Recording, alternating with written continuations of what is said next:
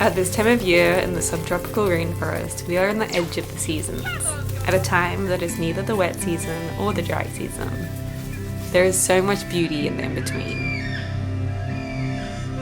We harvest and garden and build and find wonder in this simple life.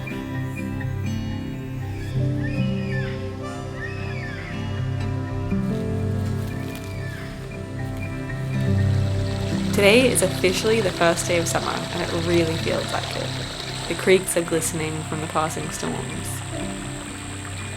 To have such long sunny days with full water holes is such a joy. There is a heat wave this week, and the temperature is up to 36 degrees Celsius or 97 Fahrenheit, so I end up spending a lot of my time by the water, here where the palm trees meet the mountains. It's cooler here, a soft breeze flows down the valley and the fairy pools are deep and the water is gentle. My passion fruit vine that I planted a few years ago has started to fruit for the first time ever, so I take these snacks with me everywhere I go. Their sweet flesh brightens each moment. I don't know if there's a fruit better than a passion fruit. Every single year I forget about them and then summer comes and this is the taste of the summer, just fresh passion fruit that you've just picked off the vine and you grew yourself. Oh, what a feeling. With the heat, Julia's health has been bad and she hasn't been able to do much. Her health always reminds me to be grateful for my own, to realize the privilege it is to be able to use your body, to feel the cool water on your skin and the rocks in your feet.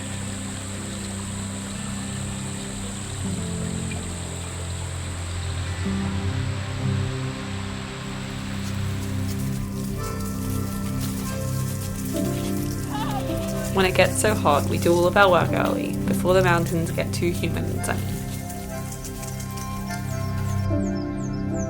The morning light reaches across the valley and the goats and sheep are ready to start their day in a new paddock. We move their paddocks most days, and these long walks through the hills can be tiring. Some days I view it as a job, as a task to be ticked off the list, as something that needs to be done. But I try to instead view it as what it is. A beautiful routine that I get to do every day. I get to commune with nature and the animals. I get to see each character of each goat and sheep as they bounce past me.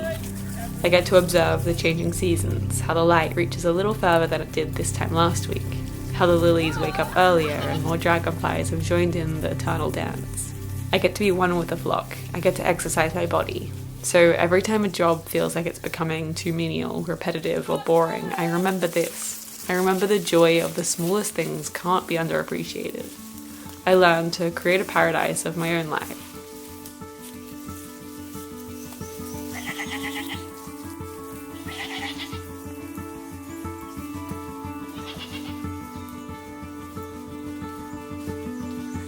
The goats all came for a walk, but these two were nowhere to be seen. Mothy has kind of adopted this little baby as her own, which is really sweet. And I was really worried because I thought that maybe one of them had a tick or something, but I think that they were just sleeping in. And so I walked all the goats to their paddock, and now I have to walk these two to their paddock again so that they can go see their friends. It's so sweet that Moth has adopted him as her own little baby. When Moth came to the farm, she was an untrusting and unfriendly goat. She hated humans and she kept to herself.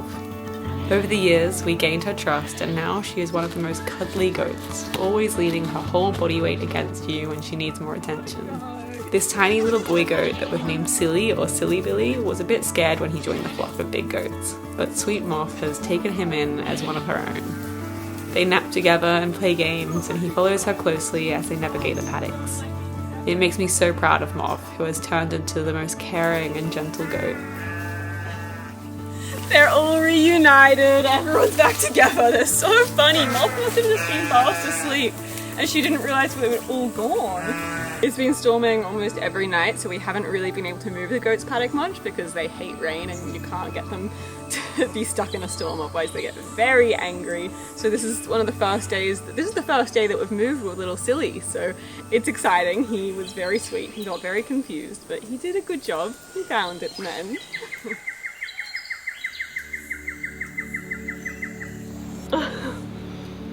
That smell is like nothing else in the world. When the days are this hot, I always have to go for a swim early so that I feel completely refreshed for the day ahead. Before a big day of gardening, I make sure to cool myself down first. I feel so energized after a quick swim and ready to start the day of weeding and mulching. These little things, like jumping into the water before a hard job or pausing to notice the beauty of the meal, they are my little way of finding joy everywhere. If I wheelbarrow, I have to open this gate, but if I open this gate, the goats can get in. And they're in this paddock, so I have to be very careful because I don't want goats in the garden. So often, I found myself looking forward to future ideas and imagining a better way of being. I felt like I was building a life for myself, and once I got to a certain point, then everything would be dreamy. But I've long abandoned those ideas. Instead, I try to weave joy into each element of life, even the hard ones. It is the art of creating paradise in the life that you are living right now. Hello. Our friend Lydia is now our neighbour, and together we've been bringing this garden back to life. We want to grow lots of flowers in here, and our dream would be to sell little bouquets from the back of my tiny truck. We have zinnias, cosmos, gladioli, dahlias, and lots of lilies planted for the summer. It doesn't seem, is it hot? I just want. Lydia is one of so many young people around here who has left her life in the city to return to the countryside, and is finding so much meaning in nature. Living in the bush and gardening in the hot sun isn't glamorous, but we've found a freedom so much deeper than any life would live before.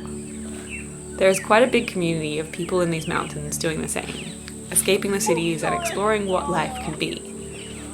But I don't think it's so much about your location. I think it's about how we view our lives. It's about creating your own personal paradise everywhere you go. It's about finding joy in the small things and meaning in the menial. Yeah.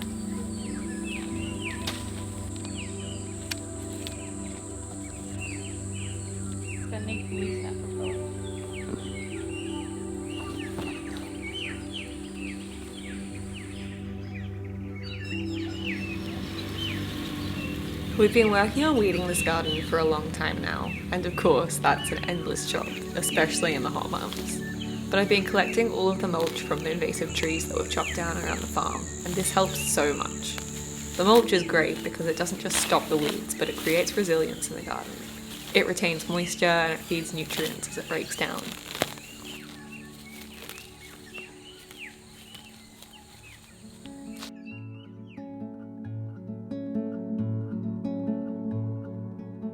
For the past few months, I've been building this bamboo camper on the back of my tiny truck.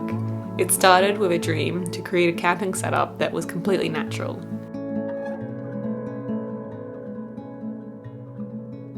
I harvested so much bamboo and treated it so bugs won't eat it, and then I got into the building. Over the months, I've learnt a lot. My hands are worn with scars of sharp bamboo and bruised from heavy hammers. But more, my hands are ingrained with so many skills I didn't have before. I built the base with so many mistakes along the way. Then I built the pop-up tent frame on top. Slowly, I kept adding more details, like a kitchen bench that pops out and a ladder that lets you reach the rooftop tent. And now I think I'm finally finished. I think I'm ready to camp. A lot of people have told me that I would have been better off buying a basic pop-top tent or throwing a tent in the back, and you know what? They were probably right. This thing has taken me a long time to build. But no money in the world could buy me this unique custom camper that will be my best companion camping in the rainforest. No money could ever buy the skills that I've learned along the way. And mostly, no money could ever buy the joy that I have found in long days of building, in finding a solution after problem after problem, in creating my own little dream.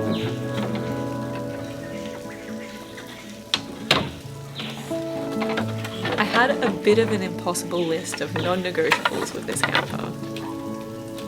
Number 1, it couldn't cost me anything. Number 2, it had to be transportable because I use my truck around the farm so often. Number 3, it had to be lightweight because my truck has a weight limit of 350 kilos. Number 4, most importantly, it had to be cute. I think, shockingly, I fulfilled each of my dreams. I spent less than $100 on the whole project on just a few tools and some reusable mixers to treat bamboo. It's easy to lift on and off, and it can be done with just 2 people. It's super lightweight and it's definitely under my limit.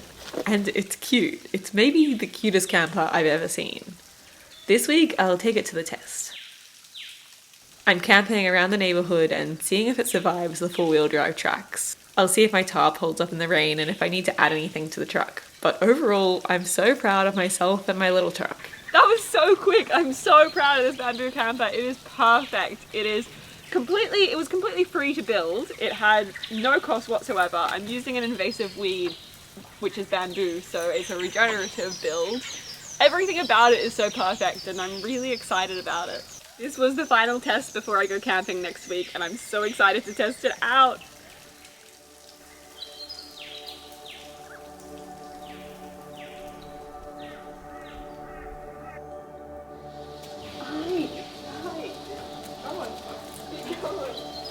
Mulberries are one of my favourite fruit, and harvesting these berries always reminds me of my childhood. Long afternoons, balancing the branches high up and collecting fruit and staining all of our clothes purple. Mulberries are actually not a berry, but technically each berry is actually lots of fruit growing in a tiny cluster.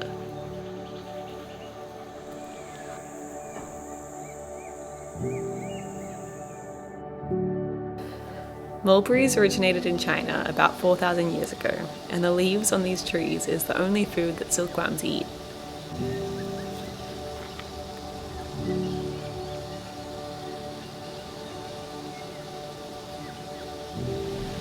These little strawberries will be perfect for Mum's birthday cake.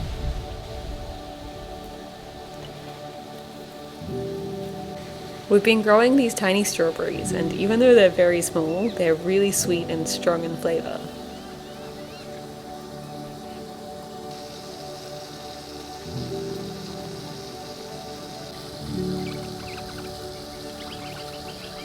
I normally don't follow a direct recipe. Sometimes I just have messy notes from the last time I baked a similar cake, or sometimes I just try something completely new. It's not always great, and I've had some disasters, like when I put way too much baking soda in and the cake exploded in the oven, or the time that I tried to overcompensate with no baking soda and it tasted like cardboard. But I've also found some delicious cakes and flavours I wouldn't have been able to imagine. Normally I'm guided by the season. If there are berries, then I just begin to pick them and see what happens when I mix them into a cheesecake. This way, I feel like I really am able to feel the seasons around me and notice the beauty of each passing moment. I taste the deep flavours of the spring and savour them. Julia and Mum are also gluten-free, which makes things a little bit harder, but I've gotten very experimentative with my flours, and my favourite combination is tapioca flour, buckwheat flour, and a little bit of corn flour. This seems to make something close-ish to a wheat flour. But sometimes I like to not just imitate a glutinous flour, and I experiment with different textures and flavours, like polenta cakes or besan cakes.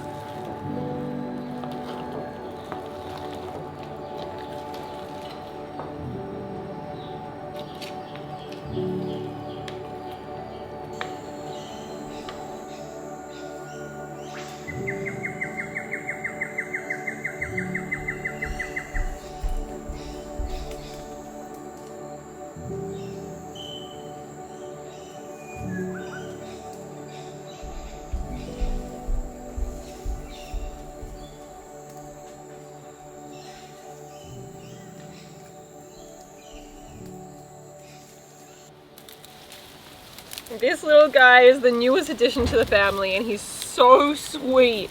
But the problem is he's so tiny that he keeps just jumping through all the fences. So we're gonna fix this fence today because it's a tiny paddock that we can keep him in until he grows up a little bit and he's able to go into the other paddocks. He's 11 weeks old, or maybe even older. I think you're 12 weeks old, but he's still just so tiny. Okay, do you wanna go down? There you go. There you go. Don't escape! The rest of the goats can't understand how small he is, and they aren't the best at looking after him. So if we leave them in a big paddock, they usually just run off to find a fruit tree and leave him on his own. So he gets worried and he escapes through all of the fences. So this is why we're preparing this smaller paddock, where the big goats can't get too far away from him, and he'll always have time to catch up. But already as we fence it, the big goats have disappeared, so now he's just hanging out with us humans for the moment. And he knows how to distract us with his cuteness.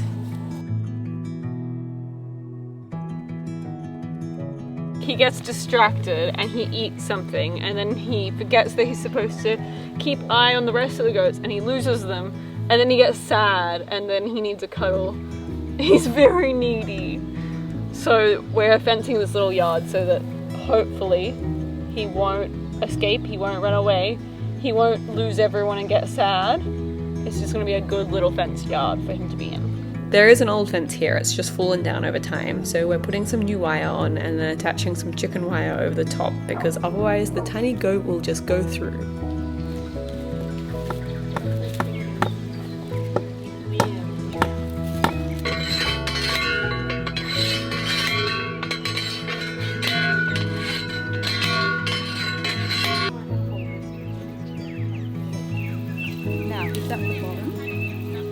We finished the fence, so this little guy is not getting anywhere. He is so sweet, but he also has a great purpose on the farm. He is going to be the boy of the flock, so eventually that means that we're going to have a lot more babies around here, which means we'll have a lot more goats, which means they will eat a lot more weeds. So it's all part of our journey of regenerating the rainforest. So we're super grateful to these sweet little goats, but we're also really grateful to our patrons for helping us on this regeneration journey.